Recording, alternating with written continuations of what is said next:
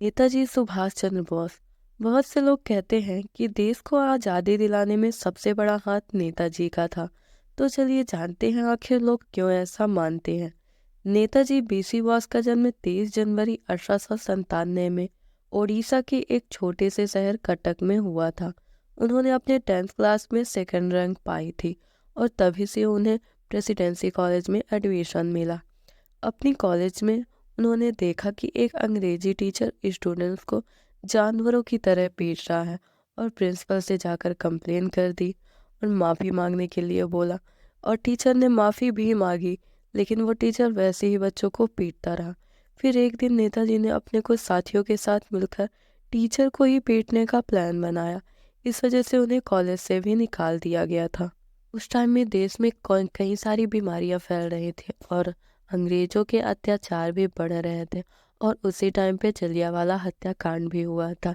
लेकिन ये सारी चीज़ें बीसी बोस से देखी नहीं जा रही थी, तो उन्होंने खुद को देश के लिए समर्पित कर दिया और पिताजी के कहने पर वो सिविल सर्विसेज की पढ़ाई के लिए लंदन चले गए।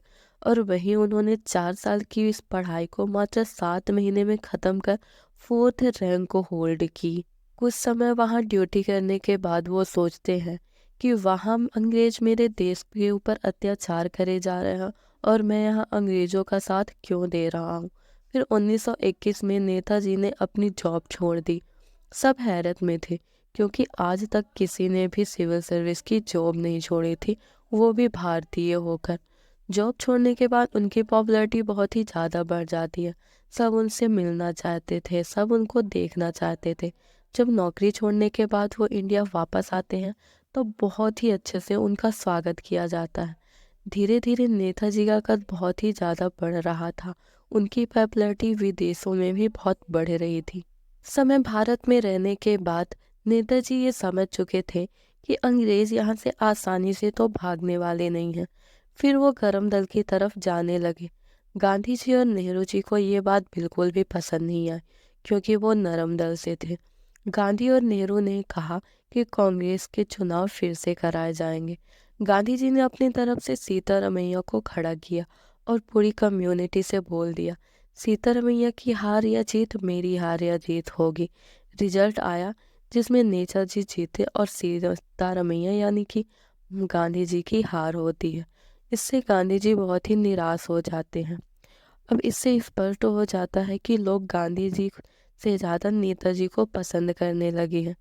नेताजी गांधी जी की बहुत ही रिस्पेक्ट करते थे, इसलिए उनके कहने पर नेताजी ने त्याग पत्र भी दे दिया।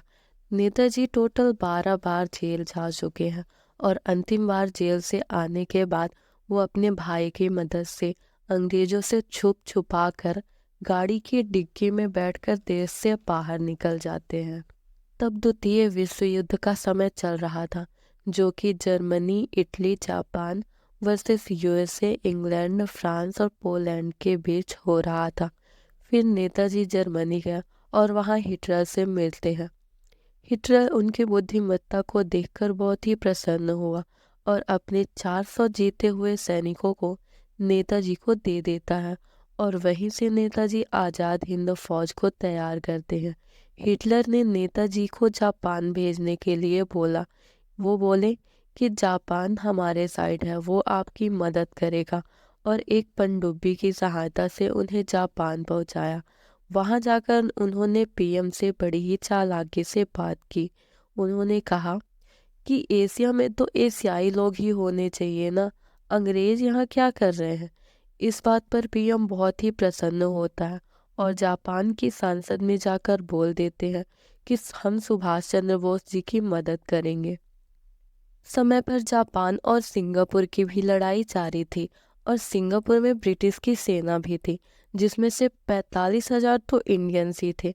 नेताजी ने पीएम से कहा कि सिंगापुर में हेलीकॉप्टर से पर्चे फेंक दो और उन पर्चों में लिखो कि तुम भारतीय कब तक अंग्रेजों के गुलाम बनकर उनके लिए लड़ते रहोगे।